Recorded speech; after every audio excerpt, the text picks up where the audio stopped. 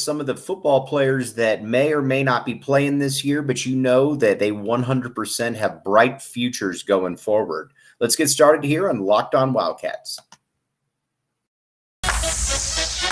You are Locked On Wildcats, your daily podcast on the Arizona Wildcats, part of the Locked On Podcast Network, your team every day.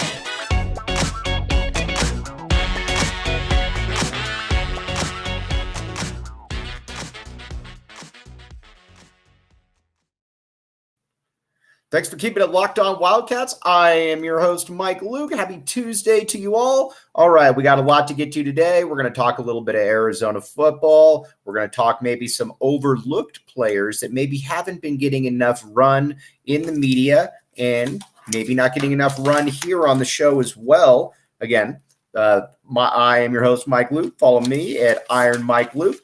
All right.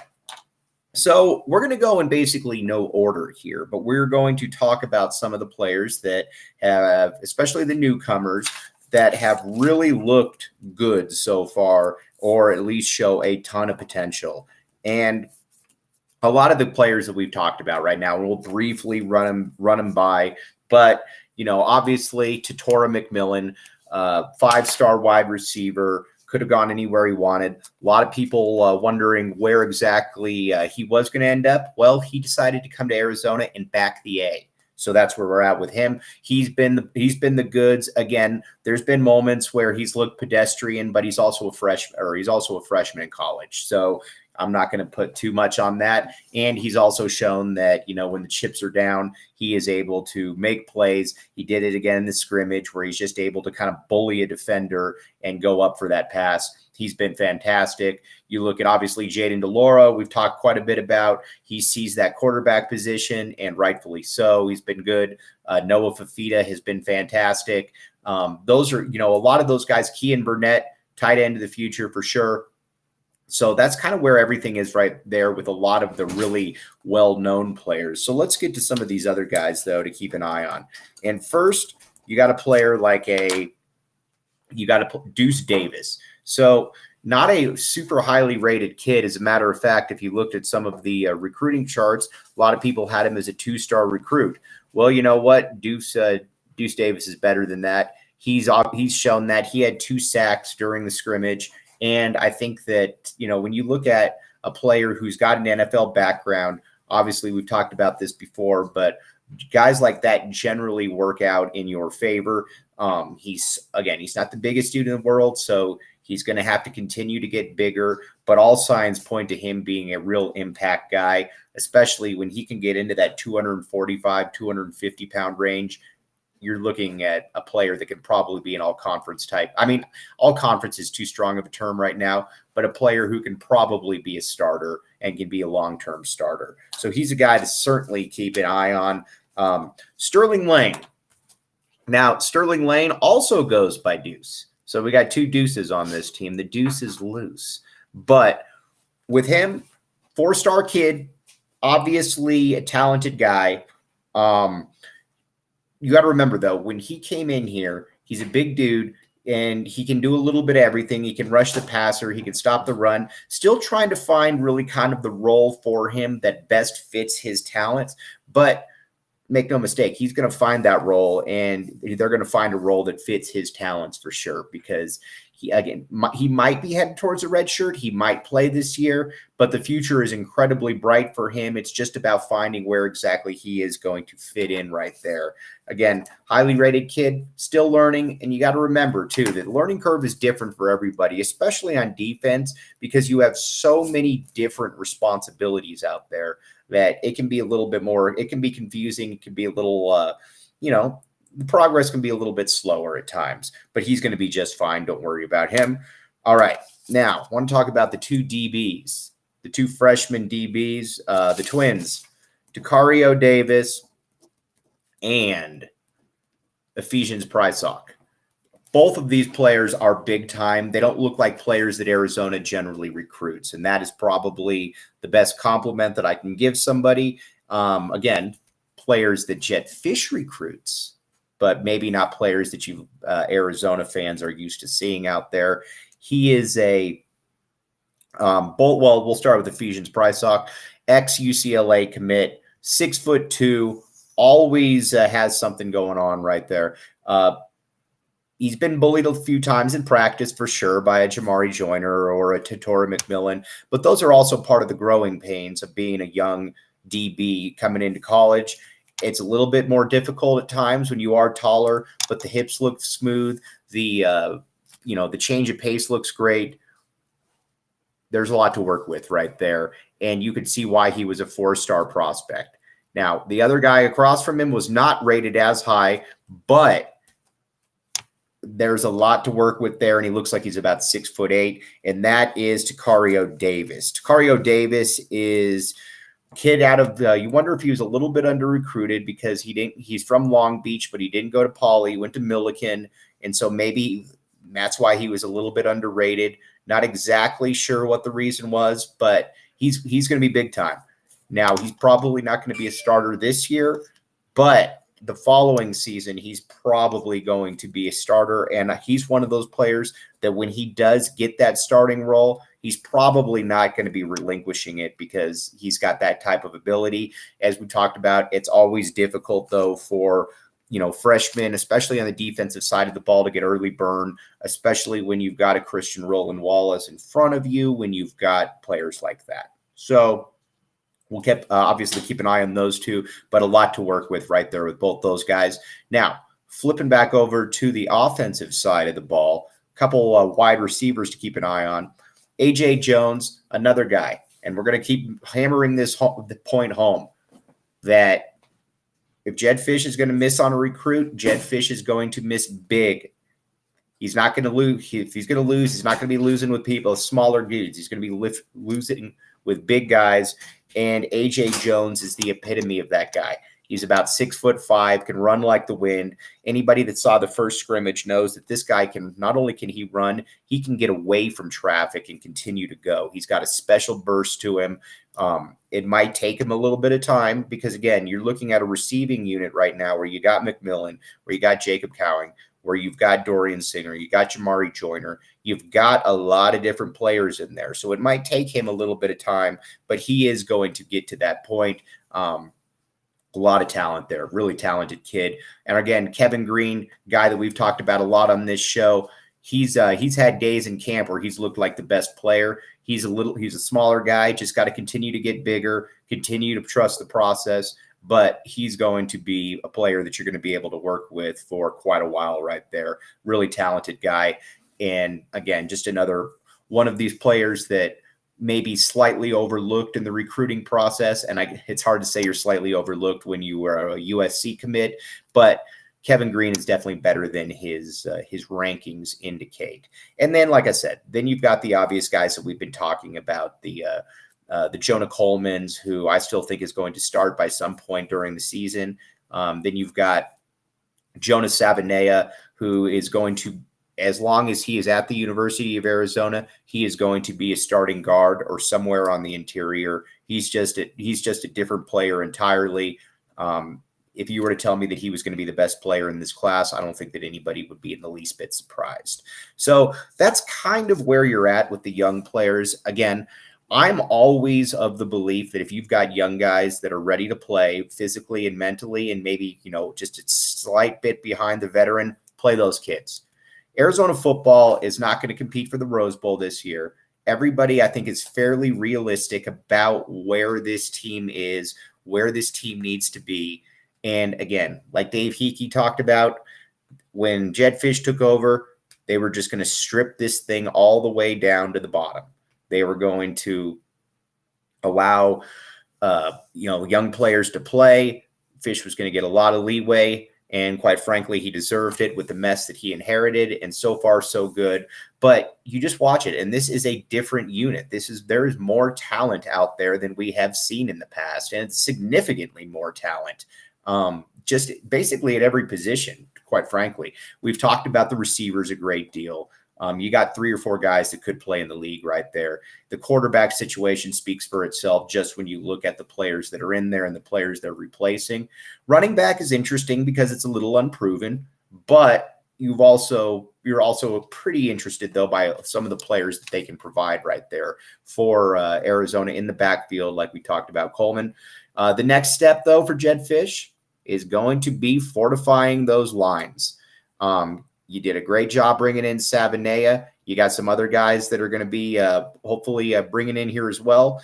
But you got to remember, with these guys, it's harder to get high 4 or 5-star linemen because there's very few of them. And the ones that are, they're probably in the South and they're going to the SEC schools. And if they're on the West, they're probably going to go to USC. So you got to be able to find those guys that Dick Tomey really specialized in finding, the equivalent of a low 3-star guy, but who's incredibly athletic and can put on good weight, stuff like that.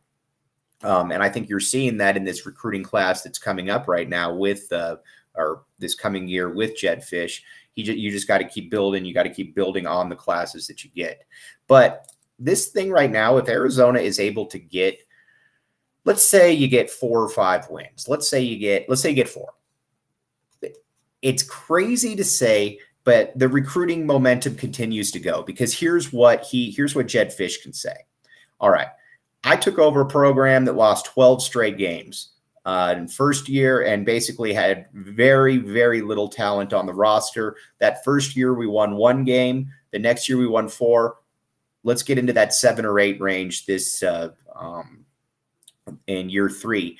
And that's an enticing thing for a kid to want to sign up for, to be honest. I mean, think about it. If you're on the West Coast and you're maybe not going to USC, but you've got this young, dynamic coaching staff who's recruiting incredibly well, you're bringing in players that could have gone anywhere. Why wouldn't you want to be part of something like that? But again, you got to get to that 4 or 5 win realm this year, which I believe that Arizona is going to get to. And we're going to look at where those wins could possibly come from right now.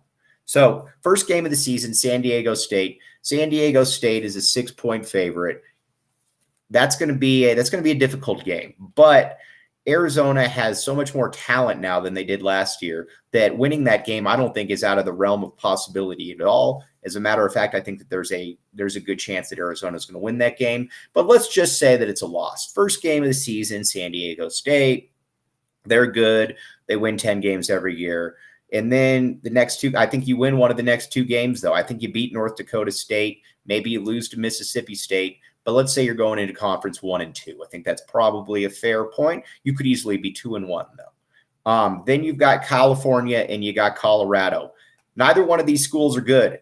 Arizona can beat both of these schools, and I imagine that Arizona is going to win at least one of these games, possibly 2. So there's your set. Let's just say, and again, we're going to give the benefit of the doubt to a loss here because we don't want to look like we're being too enthusiastic here. So let's just say at that point you got 2. Then you've got other games that you can pick off on the schedule. You've got a Washington that is not very good. Again, believe that game's in Washington, so I would expect Washington to win. But Arizona showed last year, and Washington, I think, showed as well, that this isn't the really talented Washington teams of past. Arizona can win that game. Wazoo, who knows, but Arizona can win that game as well. I don't think that there's any doubt about that one. And then the games that you probably are not going to win, you're probably not going to beat USC. You're probably not going to beat Utah. Those are both tough matchups for you. But there are other games that you can get, though. UCLA is a winnable game. Look at it last year. Arizona with Jordan McLeod was in that game until McLeod went down. Obviously ended up losing, but Arizona can beat UCLA. They're in that mix.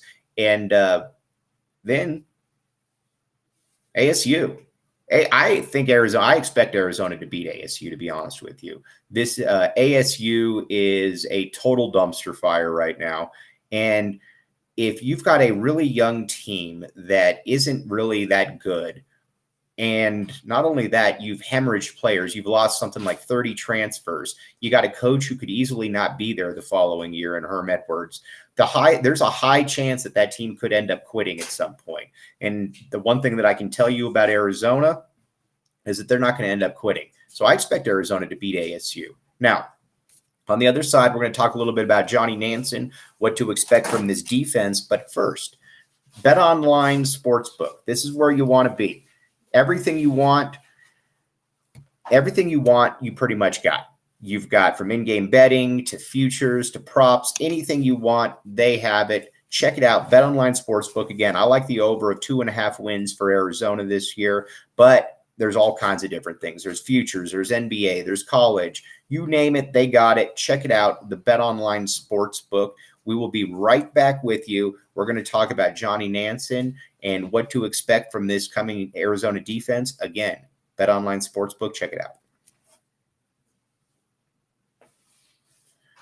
Thanks for keeping it locked on Wildcats. I am your host, Mike Luke. All right, Johnny Nansen takes over for Don Brown at the defensive coordinator spot. First, I want to say that I like Don Brown. I thought Don Brown did a very good job last year. I think that he was handed, I think it's fair to say, subpar talent, and he made the most out of it. It was a subpar team that probably was about a unit that was probably about the 7th or 8th best defense in the conference, which is way better than being 11th or 12th. Now, a lot of times he was bringing the pressure and Arizona couldn't get home, but I don't know exactly what else he was supposed to do. Again, Arizona didn't really force many turnovers, but again, if you were to tell me that the defense gave up the numbers that they did last year before the season, I would have been more than okay with that. But you bring in Johnny Nansen now, and Johnny Nansen, I think, is a great hire for a couple different reasons. First, he can recruit. He's shown that. Second, he's hungry. You watch him at practice, you can tell that this is the position, this is the spot that he has been waiting for a long time to be there. And he is up while they're playing, he is up there on the defensive line, getting up into players, getting up and essentially telling them what to do. And he was asked about it, and he said, he says, I need to be able to have a better view of what everybody's doing out there. And I always like when you hire a guy. Now, granted, he's never called plays before, so that's certainly something to be seen. But I'm always a big fan of hiring somebody, though, that you know is going to be incredibly motivated. This is his first time really calling plays and, having that kind of pressure on him. Now, I think that he's got a little bit better defensive personnel last year than Don Brown did. I think especially the 4 linemen should be able to, be a decent enough unit. We've talked quite a bit about that. I think the DBs are okay on the back end, but we're going to find out. If you're Arizona, I think that your hope is that you can have somewhere between the 6th or 7th best defense in the conference. That would be showing a marked improvement over 2 years before. And I don't know that Arizona's going to do it, but what's different, though, is that I don't know that they're not going to do it either. This isn't the time that you look at Arizona and say there's no chance they can do that. We're in a new frontier. All right, let's take a quick break. We're going to wrap this one up, and then we will get you ready for tomorrow. You're listening to Locked On Wildcats.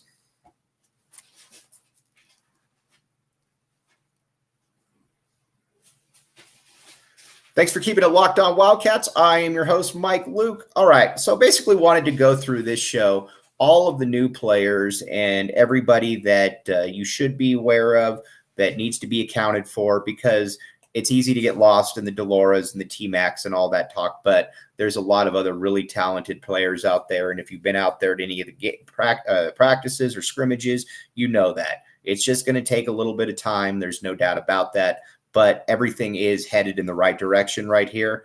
And again, people laugh when they say, 4 or 5 wins. Ha, ha, ha. That's your standard. Yes, because you need to be realistic about where we are and what Jed Fish inherited and what the plan is going forward. And I think right now, everything is very much on track. You just got to be able to get some wins this coming year. But I don't have any doubt that Jed Fish is going to be able to do that. Now, tomorrow, we're going to talk a little bit of football. We're going to talk a little bit of basketball. There's some movement going on with Tommy Lloyd in the program, and what exactly are they been up to?